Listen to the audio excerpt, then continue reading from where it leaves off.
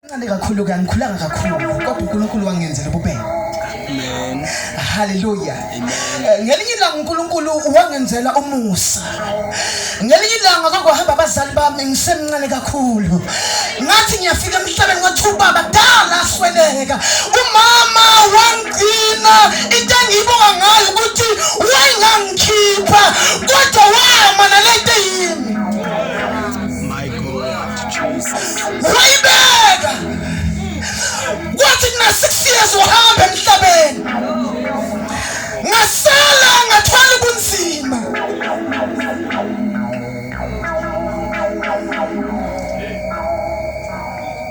Uyabona lo mfundisi simbona la namhla. Ubuye estradini, ukudla estradini. uNkulunkulu wangithatha wangenza umuntu. uNkulunkulu wangithatha bonke abantu sebengilahlile. Even my family is singilahlile. Kodwa wathi uSomandla nawo angakulahle.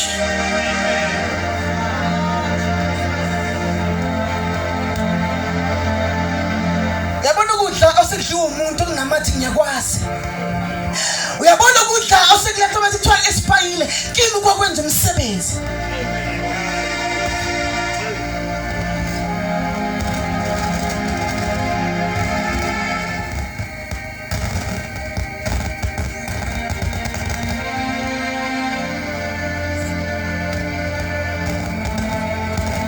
Uyabona umohanjana abazali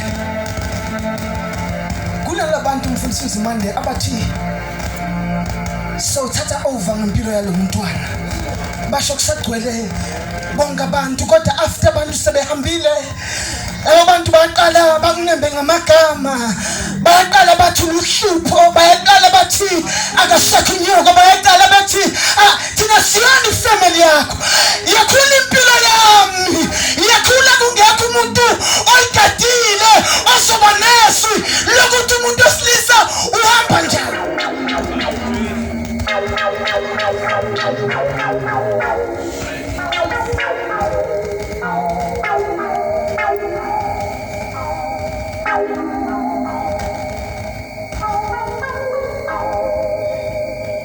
Elivangeli lifike ngifunde high school grade 8.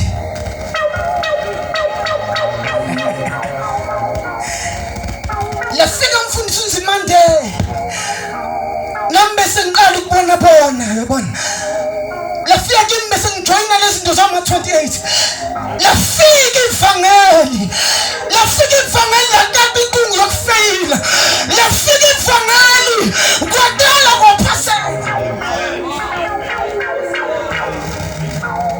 akekho umuntu oyisidomu njengami ekhakithi bahambile umhlaba bawuqeda ayikho inyanga iyafumaneka iyanginceda nomzimba oyimi until kuze kufika uJesu. Akekho umuntu owangifundisa ukuthi uma sengena enkondlweni yomshado umfazi uphathwa njani. Akekho umuntu owangifundisa ukuthi umfazi akashawa. Akekho owangifundisa ukuthi umfazi uyathandwa. Kodwa uJesu.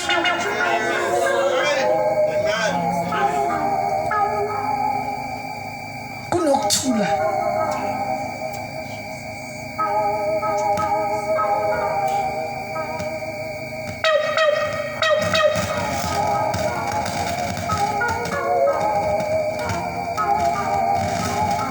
uJesu uhambe kakhulu ke ekhakithi bake bangiyekela ukungithekela ingubo ngenxa kaJesu kodwa ufuna decide ngifuna ukuthi 8 ngidecide ngalenkolo kaKristu Jesu until now akaza ngiyeke akaza ngilahle selokhu ethembekile selokhu lidwala empilweni yami uhamba nami mfundisi uZimande ungithatha down angibeke nje aluke nyuka nami kancane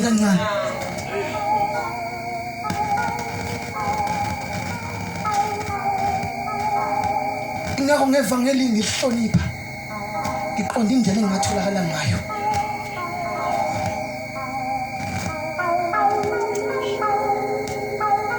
Hallelujah. Asikhithi mesizwe ngiyacela nje bandla ukwazi ukufunda kahle. Because lami iBhayibheli ngiziphethe ngesixhosa ngiyacela nje ukwazi nabo ungifundela kakuhle. Ofunda kahle nje isizulu nje. Kakuhle ngiyacela. The book of Numbers, chapter number 12.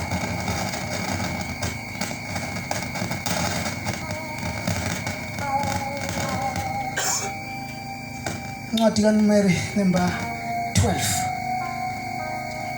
Ngizoba mfishane nje mase ngiyahlala phansi.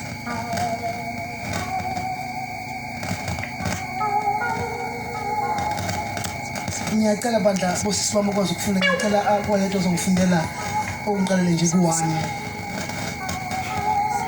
Incwadi kaNumeri Number 12, chapter 12. chapter 12. Miriam no Aaron bamelana no Moses. Miriam uyajeziswa. Verse 1. Miriam no Aaron bakhuluma bemelene no Mose ngenxa yowesifazane wakwakushe amthathile ngokuba wayethathile owesifazane wakwakushe.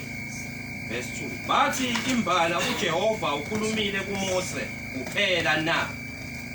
Akakhulumanga nakithi na? uJehova wakuzwa. Verse 3. Kodwa lowo muntu uMose wayemnene kunabo bonke abantu ababesebusweni bomhlaba. Verse 4. uJehova wayesekhuluma ngokuzumayo kuMose naku-Aaron nakuMiriam. Wathi uzani nina nobathathu etendeni lokuhlangana. Baphuma bobathathu. Verse 5. uJehova wehla ensikeni yefu wema ngasemnyango wetende. Wabiza o-Aaron noMiriam. Baphuma bobabili. Verse 6. Wayesethi zwani manje amazwi ami. Uma kukhona umprofeti phakathi kwenu, mina Jehova ngiyakuzibonakalisa kuye ngombono, ngikhulume kuye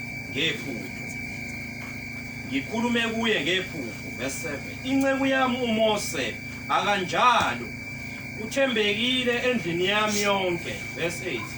Ngiyakukhuluma naye umlomo nomlomo, ngokusobala kungabi ngamazwi ayimfumbe. Isimo sikaJehova uyakusibona. Anesabanga ngani ukukhuluma ngenceku yami uMose na? Verse 9. Intukuthelo kaJehova yabavuthela wayesemuka. Verse 10. Ifu lasuka phezu kwetende, bheka uMiriam wayesenochoko enjengeqhwa. uAaron wambheka uMiriam, bheka wayenochoko. In verse 15. Verse 15. uMiriam wavalelwa ngaphandle kwekambi izinsuku eziyisikhombisa. Abantu abahambanga waze wabuyiswa uMiriam. Ngiyacela uthandaze. Baba, izwi lakho liphilile linamandla libukhali ngaphezulu kwenkembe sikanhlangothi zombili. Izwi lakho njengesanda esiqhakeza amadwala. Nkulunkulu oyingcwele, siyathandaza Nkulunkulu oyingcwele, ukhulume ngalo ngomoya wakho oyingcwele, Nkosi oshiye nayo isithembiso. Nkulunkulu oyingcwele, siyabonga Nkulunkulu onamandla wonke ngegama likaJesu. Amen. Ngithe ngizothi thende kafishane mase ngihlala phansi ngibambezele ngidle isikhathi. La kule scripture nje sisifundile kafishane. Sithola abantu abathathu.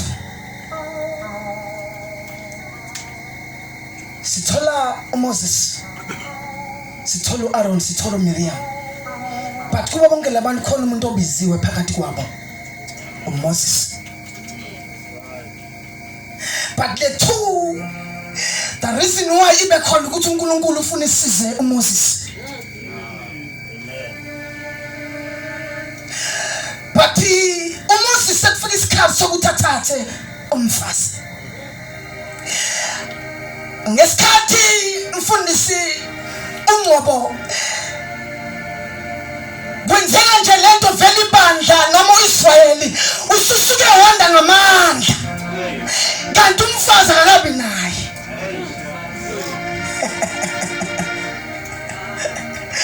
Uma wanda uIsrayeli kwasho ukuthi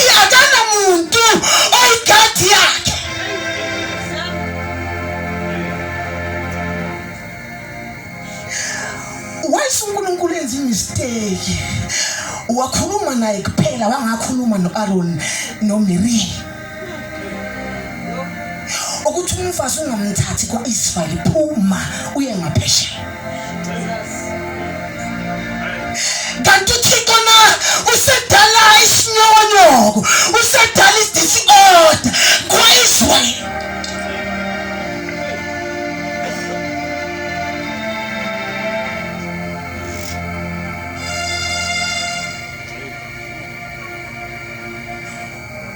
uMoses wenze njalo ngempela,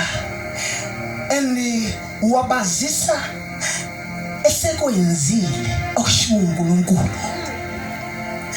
Bathe uma bekufa kwaqala ingxolo kubo ngaphakathi before bayikhiphe ngomlomo.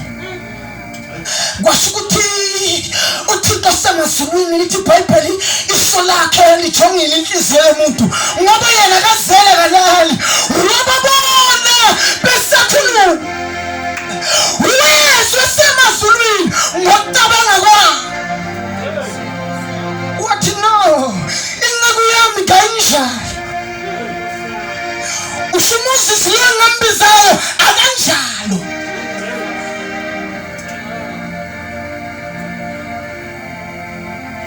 Ngicela uhambe nami ungasali, ngizovala nje khona ngoku.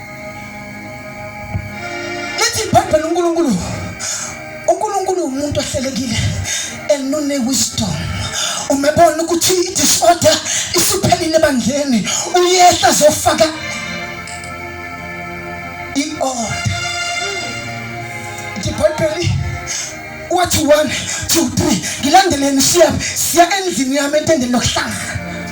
uIsrael wangawubiza, wabisa le 3, wangayidisciplina phambi kwa-Israel, kodwa wayidisciplina entendeni lakhe.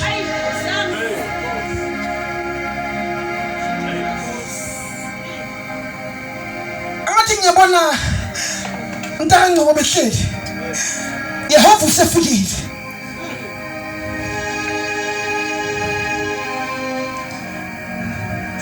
Uyathetha nabo le 3 hleli, uyathetha nabo. Ngithe ngicela ungibambe, hamba nami. Uma ithetha nabo uNkulunkulu uMiriam babehle babe u2, kodwa uma sekujeza oyedwa.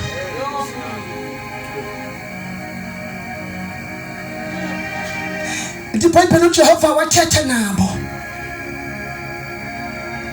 Uma thetha nabo iBhayibheli into ukuthela kaJehova yehlela kubo, kodwa uma isuka uJehova phakathi kwabo baphumela ngaphandle.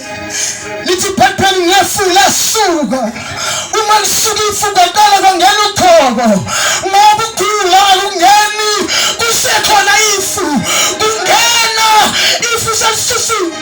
Shapha le madala zoko moyana bayanda radale makasanta. Mtanzi mani uqhobo lafika uJehova sekhona, lafika uqhobo uJehova sehambile.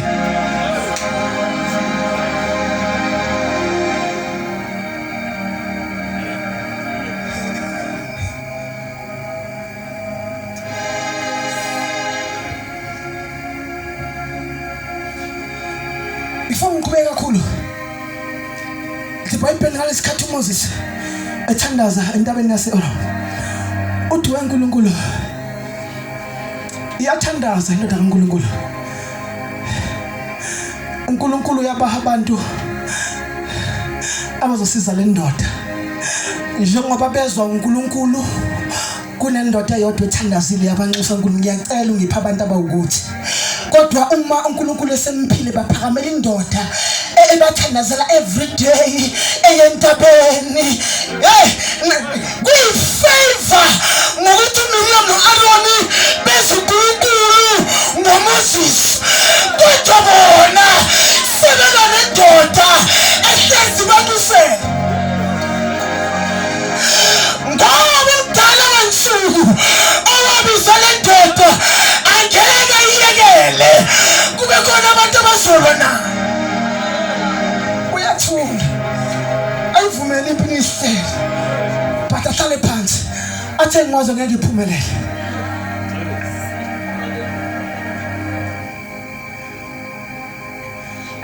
Abamfundisi izimande bakhohle into eyodwa njengoba bezwe iphimbo laNkulunkulu.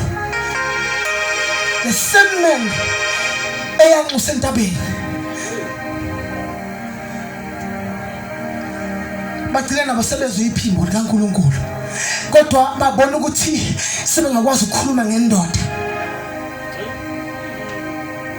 Bona umsebenzi wabo ukufukula izandla ukusupport umbono not ukubhidliza umbono. Before ukhulume qala ucabange sisi into oyikhulumayo ukuthi lento uyithathaphi uyifundulaphi uNkulunkulu walowo muntu uzothumelisa wena uzobaphi. Before ukhulume qala ucabange qala before ucabange qala ucabange qala nje uzibuze into engicabanga iyona. Kunabantu abazofa before time basuke bathathazela izinto engezona ezabo. Kunabantu asoba ngoba before namhlanje kunabantu abazolala before basuke bagijimela izinto ezingazona ezabo. Wait iyeze yakho. Baningi babona noMbhele bahluleka bangaphansi kwegodi uMbhele usekhona. Angizweli kodwa ukhona. Uthe uNkulunkulu ezwini lakhe uExodus 14 verse 14 anothula ngizakulwela.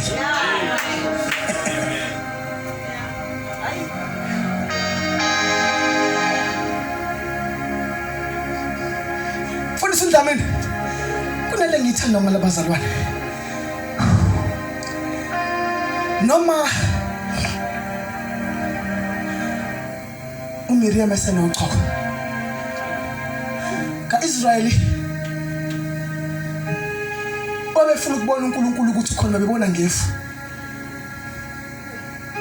Emini beyinsika yefu ebusuku beyinsika yomlilo. Bebengakuza ukugodola ngoba ebusuku bebinsika yomlilo. Labazone bane wisdom. Okay. uMiriam usemilile uchoko and uma ungochoko uhlala nabantu kumele ulinde isikhathi esithize ngaphandle uvaleliwe. Bamthatha bamvalela for 7 days ehleli ngaphandle kam. Kodwa leli bandla angilizwa lithi Miriam usekushiya ngenxa kwakho. Angilizwa bandla lithi ngenxa yesono sakho sala wedwa siyaqhubeka noNkulunkulu wethu.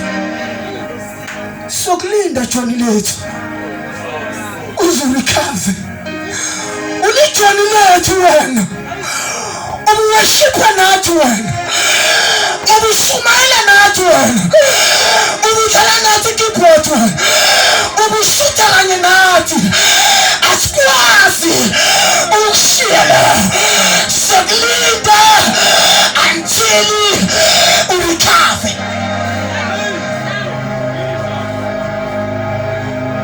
My brother, ukuba ngesikhathi manje sasokushiya.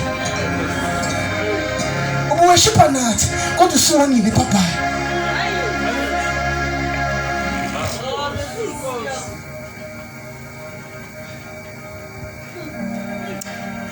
Akubhaliwe papa lingathola ngiyababona. Bethi wefo siyabona ufuna ukuhamba. Kodwa akulinde uqale movement masesekusinda wethu omunye.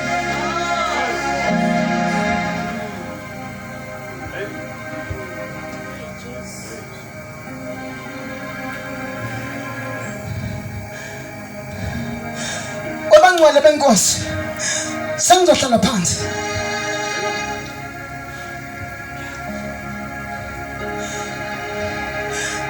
warecover Miriam.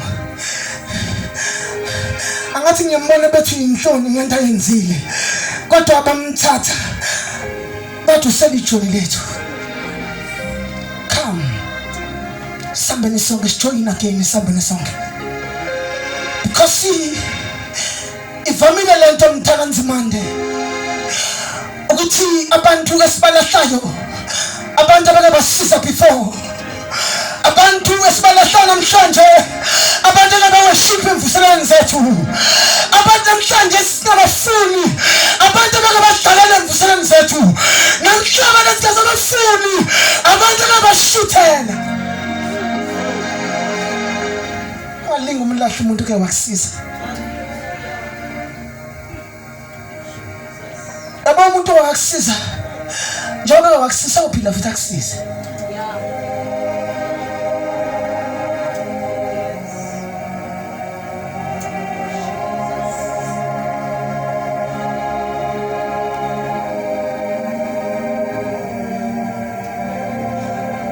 umthandazo wami uthi wenkosi engcwele ke wehlele kubafundisi abahola amabandla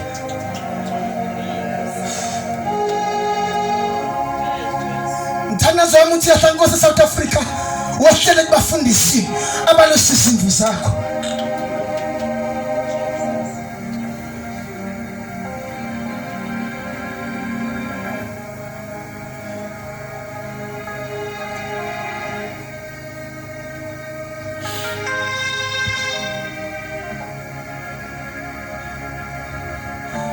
awukwazi ukulahla umuntu ngoba ethi usonile ebandleni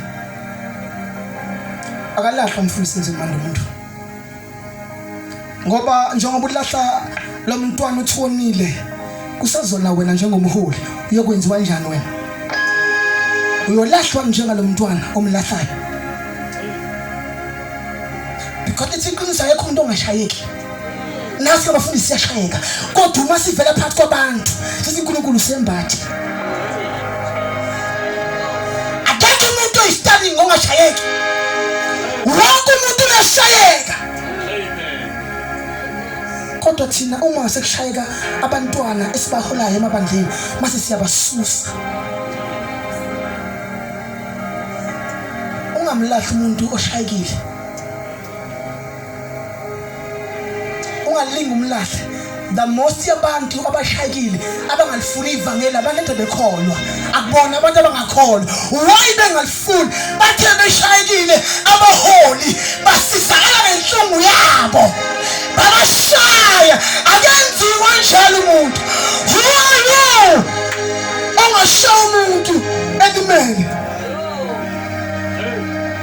yenziwa leyo nto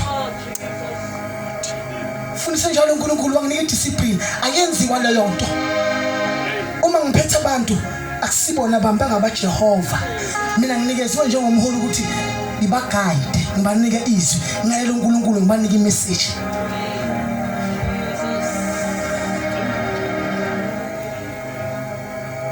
ngoba njengoba ulahla lo mntwana eshayekile usazoshayeka buhlungu uthi masushayekile ufuna ibandla lime ngenyawo likhave njengomfundisi kanti wahleke ukukhava umntwana eshayekile iyenza into ozothanda yenziwe kuwe noma ngabe umfundisi noma ngabe yini iyenza into ozothanda masibheka kuwe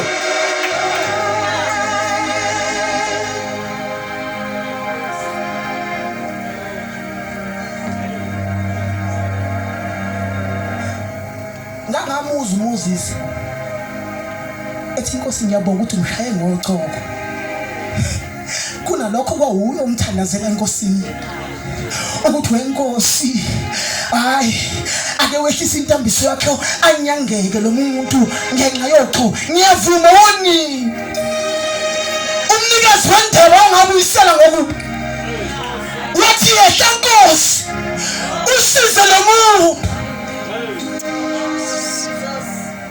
uMoses wayigcwele wisdom okube kunamhlanje ngiyalisaba ibandla lanamhlanje ngoba liyabuyisela okubi ngokubi siyakungupha umbuso oh Nkosi Jesu sisize uphi umbuso esewubona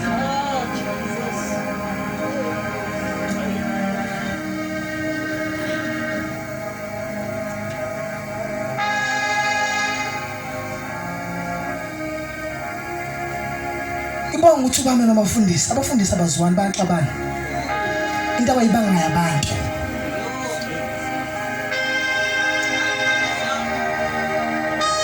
Sibangala abantu bakaNkulunkulu.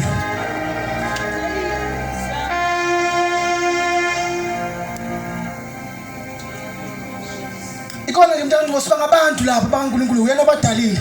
Thina sifike sebadalile, washintsha nje wasenzela umusa saphenduka wasibiza. Sesibona ukuthi ngolo silwe sodwa. uNehemiya wathi umakha indonga zaseJerusalem baningi ababethi ngeke zivuke. Uthule mntakanzimane, yabo lezi indongo yazakha baningi abazibhekile bayazikalela izinsuku. Uthule uthi uNehemiya ningangibiza ngisebhiza emsebenzi wenkosi ngeke umsebenzi wenkosi ngayihla ngize kini. Because wayinikeza wisdom washeshe wayibamba ukuthi hayi ngoba bembiza bafuna ukubhidisa umsebenzi. Ngizokuthandazela mngani wami, uNkulunkulu akakunikeze wisdom, akuvula amehlo kamoya. Baningi bazozama, yabo njengoba ikhona mfisele baningi bayezwa uNembaba ukuthi angaqala ibandla la iBB dala safika sizinqwele zalapha. Kodwa ngizokuthandazela mngani wami ukuthi uNkulunkulu akakusize. Ungabi nami ungabuyisela uthula uthi uNkulunkulu yena uzonqobela, uzoyibona lento yanda ngenxa kaNkulunkulu. uNkulunkulu wanginike wisdom, angisabi nabantu baningi bangilisana vele ngithi ngophele ngaphakathi, kodwa ngiyazi ukuthi uJehova uyangikhanda. Baningi ababethi ngingiphumelele kodwa buwa ngilapha and ngisaphumelela khona la ngiyakhona.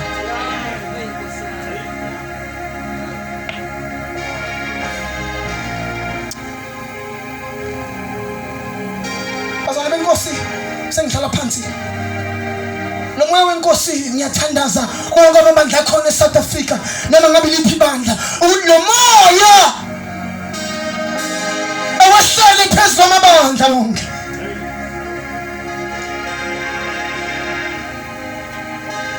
Usize singabalahla abantu ngenxa usibonile kuphela into esingayenza.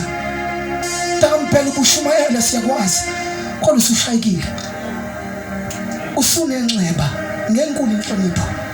Siyacela ukuthi urecover kancane kuyikhathi ubuyele epulpit. Asikuxoshi, akusho ukuthi umanibikela ngiyanisambikela uMntakaMbhele useyingxenye yethimu eyezulwini ukuthi usashayekile ngoba lesizini yokushayeka ifikela wonke umuntu. Akekho umuntu othangazi imfikele lesizini yokushayeka ifikela mfundisi, ifikela mzalwane, ifikela bonke abantu.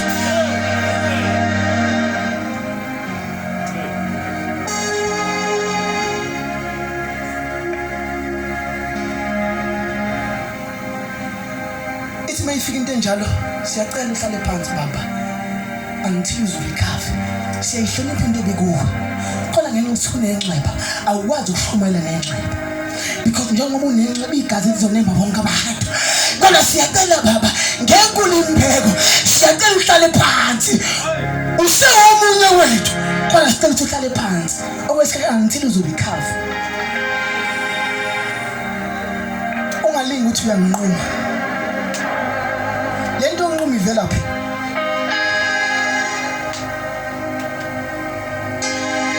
Kunezinto abantu abazakhela zona kuba sengathi uNkulunkulu kanti yibo. Nilanga senhlala phansi kunomfundisi owashayeka kakhulu umngani wami. Unomfazi washayeka ngomunye nje usisi, washayeka waze wathola umngakhe nomongameli waze wathola asubmita ngaphansi kwakhe. Uma ithola umongameli adumisa imoto abheke kuye athi ngiyomnquma namhla ebandleni sengizobeka uMntakanzimande. kanti akabuzange langeni. Umngane wami akakhethanga umongameli, wakhetha uNkulunkulu. Nomonile njalo kodwa izulu lisathi isitaka sami. Uthe ngafiki nakhona eThekwini washonela phakathi emotweni kwaphela ngaye.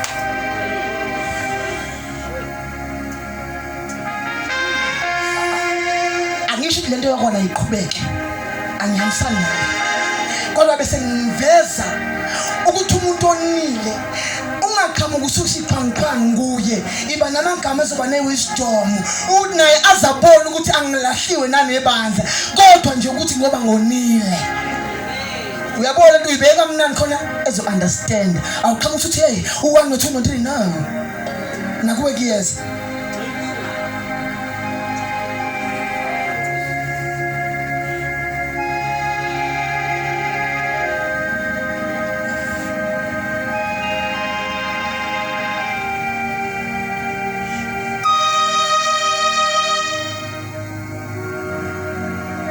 Oh mama, uma ngibona abantwana beni beshayeka ningakhulumi ngabo, ngoba njengoba ukhuluma nomntwana sewumntwana wakho lo, nomntwana wakho kusazomshaya nje beshayekile. Mthatha umkhona nje nengane yakho uthi indodakazi kuzolunga.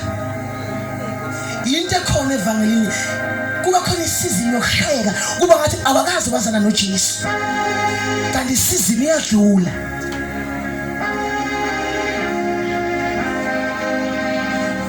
Abantu abasha into ekumele sibanike yona mfundisi uZimande umphongolo.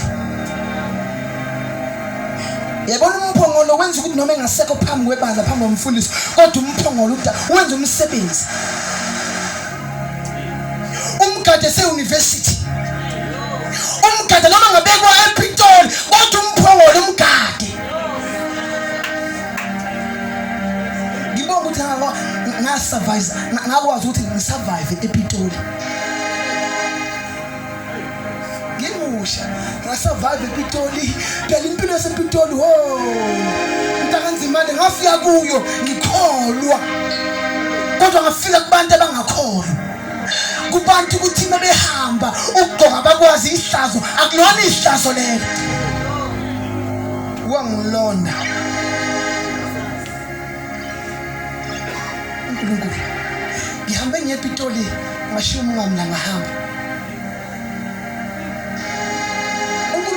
Nami wangenza ukuthi uma ngifika endaweni yasePitoli, number 1 ngikhumbule umngane ningane.